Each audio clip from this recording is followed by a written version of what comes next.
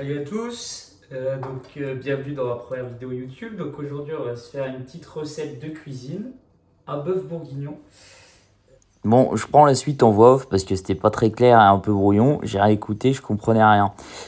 Du coup, ce qu'il vous faut, c'est 600 grammes de pièces de bœuf en cassolette. Vous demandez des cassolettes à bœuf bourguignon. Et il vous faudra également 600 grammes de pommes de terre, 3-4 carottes et des champignons. Ça, c'est la quantité à votre convenance. Bon là, à ce moment-là, je poursuis en expliquant que j'ai détaillé mes légumes de manière assez grossière pour pas qu'ils soient trop fondus pendant la cuisson. Comme ça, à la fin, il vous en reste quand même dans votre bœuf bourguignon. Là, je prends de l'ail parce que moi, dans mon bœuf bourguignon, pour l'aromatiser, je vais prendre de l'ail et du thym.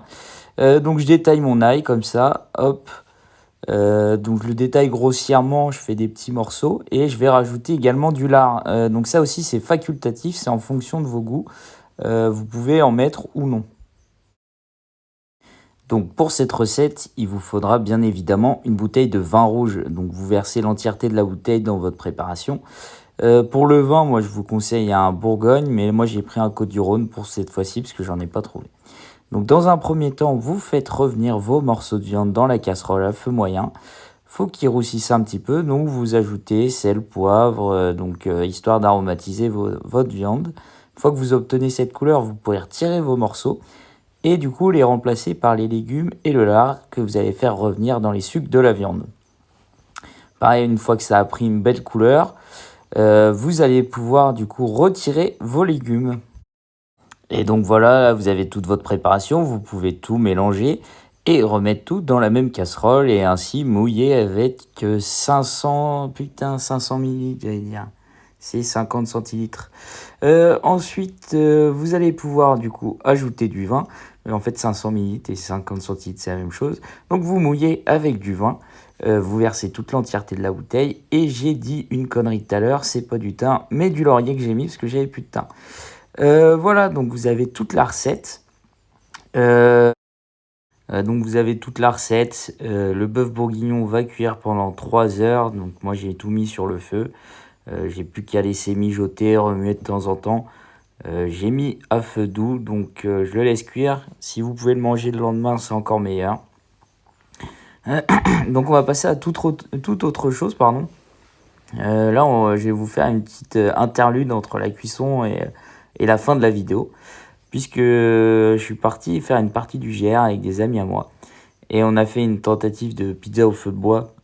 Moi, je vous recommande pas de la refaire parce qu'on l'a foiré.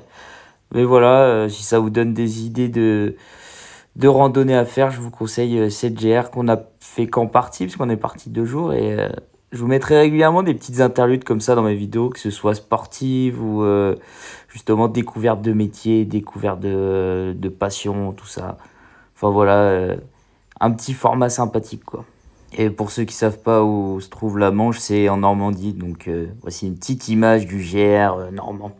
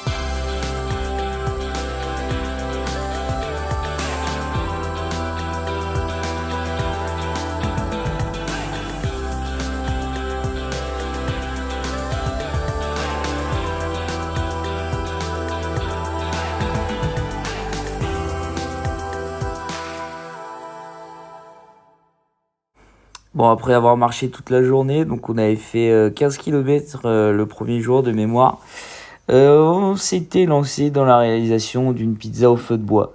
Initialement, on devait la faire en faisant un feu de camp, mais comme on s'arrêtait dans un camping, pas possible d'allumer un feu en plein camping, ce qui est plutôt logique au final. Donc, comme vous voyez, Alex s'est fait chier à faire sa pâte maison. Là, pour la pizza, il avait ramené de la pâte, il avait ramené aussi des ingrédients, donc on avait étalé de la sauce tomate dessus. Sauce tomate toujours maison. Comme vous pouvez le voir, c'est une chaîne de cuisine de la haute gastronomie. Donc là, on avait taillé du jambon, du fromage, et puis on était parti pour la réalisation de notre pizza.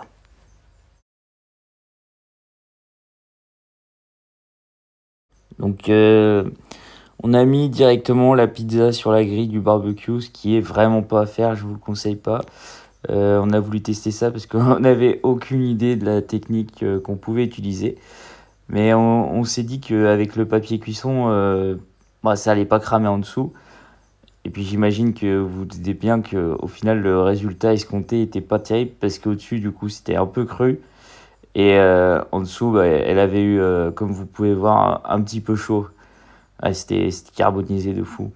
Bon, là, vous pouvez voir un peu la déception dans le regard. Mais moi, je l'ai goûté et au final, c'était pas non plus hyper dégoûtant. Enfin, je veux dire, ça se mangeait, quoi. Vous voyez le bonheur dans mes yeux parce que j'avais vraiment la dalle quand même à la fin de cette journée de marche. Petit mot d'Alex sur cette pizza. C'est ça qui est compliqué dans la cuisson de la pizza. C'est de pas cramer le dessous, mais d'avoir quand même la cuisson sur le dessus à point. Les gars, je vois un serpent là, un gros Il y a un gros serpent là-bas, là. Regardez. gros poil. Putain, la qualité elle est ouf. Hein. Tu veux faire passer les tomes Ouais, Bon, malheureusement, on avait passé une nuit de merde parce que du coup, on a eu de l'orage, donc on a dû dormir dans la caisse d'Alex.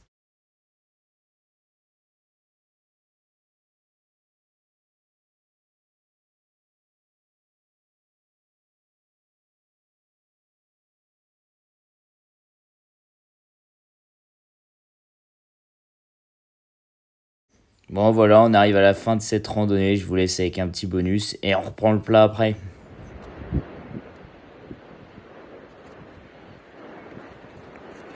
Et toi, je sais pas quitter, je sais pas d'où tu viens. Mais tu Transition. Bon, le son était très mauvais même sur la fin, donc je vous reprends en voix off.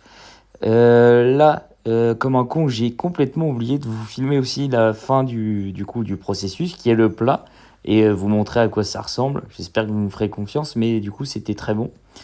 Comme quoi, j'ai pas mal de trucs à améliorer pour les prochaines vidéos. Du coup, là, je vous expliquais que pour la prochaine fois, j'allais plutôt faire un dessert, parce que j'ai des tips, notamment pour les mi-cuits. Donc, je vous expliquerai ça. Voilà, je vous remercie d'avoir suivi cette vidéo. Et du coup, comme d'hab, c'est ma première. Mais n'hésitez pas à lâcher un pouce ou donner de vos conseils. Je vous laisse avec un petit bonus. Allez, merci à vous.